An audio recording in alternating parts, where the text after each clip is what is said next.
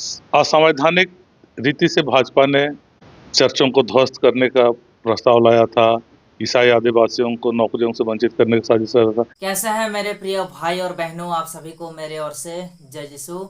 झारखंड वासियों के लिए इस समय कुछ खास होने वाला है दोस्तों, क्योंकि आज इस ईसाई विधायक नमन विकसल कोंगाड़ी ने अपना एक इंटरव्यू के समय में बताया कि इस साल कितने ईसाई विधायक हैं झारखंड में और उनमें से कितने विधायक मंत्री पद के रेस में शामिल हैं, वो सब कुछ उन्होंने बता दिया। चलिए हम लोग सबसे पहले एक छोटा सा उसका इंटरव्यू को देखते हैं कि उन्होंने मंत्री पद को लेके क्या कुछ कहते हैं और कौन कौन ऐसे विधायक हैं जिन्होंने कि मंत्री पद के रेस में शामिल हैं, कौन मंत्री बन सकता है और झारखंड में कितने ईसाई विधायक हैं, वो सब कुछ इस ईसाई विधायक के मुंह से जानने के लिए कोशिश करते हैं। क्रिश्चियन क्या कोई मंत्री बनेगा? क्योंकि पिछली बार भी मिशन से ये बात आई थी कि एक दर्जा प्राप्त मंत्री नहीं चलेगा, जिस तरीके से स्टीफन मरांडी को बना के रखा गया था।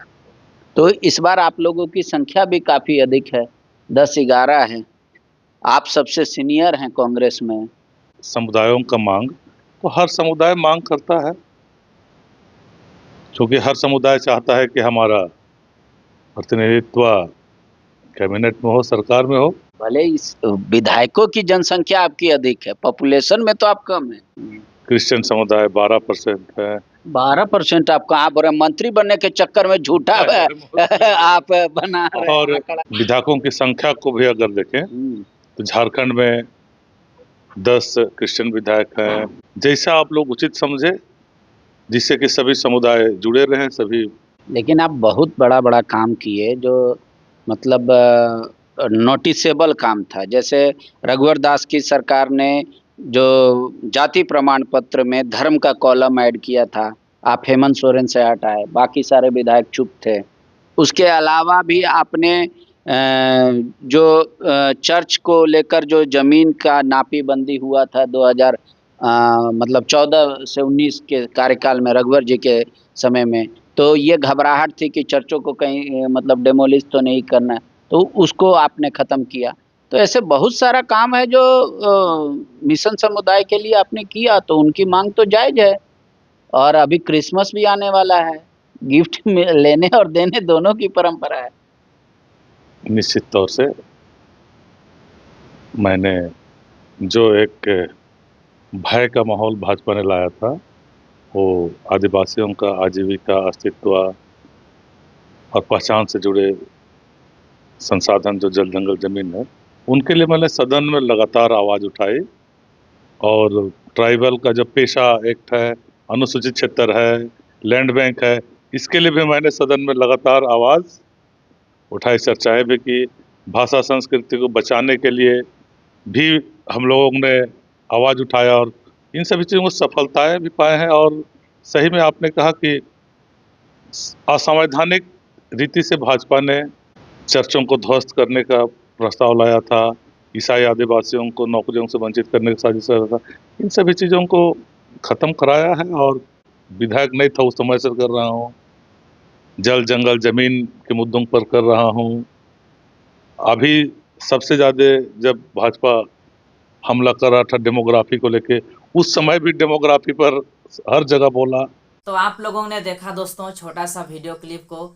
इस विधायक जी ने आज यदि तीसरी बार विधायक पद को जीत चुके हैं या फिर इस विधायक ने यदि तीसरी बार विधायक बने हैं, तो कहीं ना कहीं तो जनता ने उसको इस बार बहुत बड़े मार्जिन से जिताए हैं दोस्तों। तो इसमें कहीं ना कहीं उसका काम, आज यदि लोग किसी एक विधायक को फिर से एक बार विधायक के पद में देखना चाहते हैं या फिर किसी भी नेता को हो, वो लोग यदि दूसरी बार या फिर तीसरी बार उसी पद में देखना चाहते हैं या फिर उससे और बड़े पद में देखना चाहते हैं, तो कहीं ना कहीं उस विधायक का या फिर उस नेता का जनता के प्रति प्यार और उसका काम को देख के ही दोबारा से या फिर उससे कई बार भी उसको पद में या फिर उससे बड़े पद में देखना चाहते हैं दोस्तों। जनता ने उसको ये सोच के वोट नहीं डालते हैं कि वो कौन सा धर्म से आता है या फिर कौन सा जाति से आता है। दोस्तों आप सभी को ही जानते हैं कि नेता चाहे कोई भी हो, चाहे कोई भी पद पे हो, वो यदि किसी एक जाति धर्म विशेष को लेके आगे बढ़ता है तो अगले बार कोई भी जनता उसको सपोर्ट करने के लिए तैयार नहीं है दोस्तों। लेकिन वो यदि अपना जाति धर्म को छोड़ के सभी को एक समान लेके आगे बढ़ता है, जनता के लिए काम करता है, समाज का सेवा करता है, तो कहीं ना कहीं लोग चाहते हैं कि इसको और से एक बार उस पद में मौका मिलना चाहिए। और इसमें हम लोग सोचते हैं दोस्तों कि सिर्फ जनता का ही सपोर्ट है इसलिए विजय हासिल किया, ऐसा बिल्कुल नहीं है दोस्तों। 99% जनता का सपोर्ट होता है, लोगों का सपोर्ट होता है, और 1% परमेश्वर का आशीष कृपा भी होता है दोस्तों। क्योंकि आप जैसे करोगे वैसे पाओगे। जो कोई भी नेता हो यदि वो अच्छा काम किया है तो परमेश्वर उसको अपना पद को आगे बढ़ाएगा, अपना पद के साथ साथ उसको भी और आगे बढ़ाएंगे दोस्तों। क्योंकि परमेश्वर का काम ही यही है कि अपना साम्राज्य का विस्तार करना। आप सभी कोई अच्छी तरह से जानते होंगे दोस्तों कि बिब्लिकली यदि हम लोग देखेंगे तो परमेश्वर ने कई सारे राजाओं को चुना, लेकिन उनमें से कई सारे राजा ऐसे निकले जो लोग की अपना मन मर्जी किए, परमेश्वर का इच्छा के विरुद्ध में गए और इस प्रकार से उनका विनाश हो गया। लेकिन जो राजाओं ने परमेश्वर का आदेश के हिसाब से चले, परमेश्वर का आदेश को मान के चले, उनको परमेश्वर ने और ज्यादा आशीष किए दोस्तों।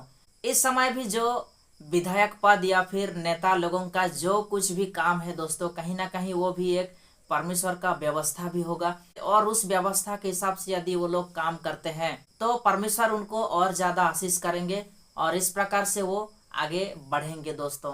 और कोई विधायक या फिर नेता यदि इस व्यवस्था के विरुद्ध में जाता है, अपना मन मर्जी काम करता है, किसी एक जाति धर्म विशेष को सिर्फ देखता है, तो वो आगे नहीं बढ़ सकता है दोस्तों।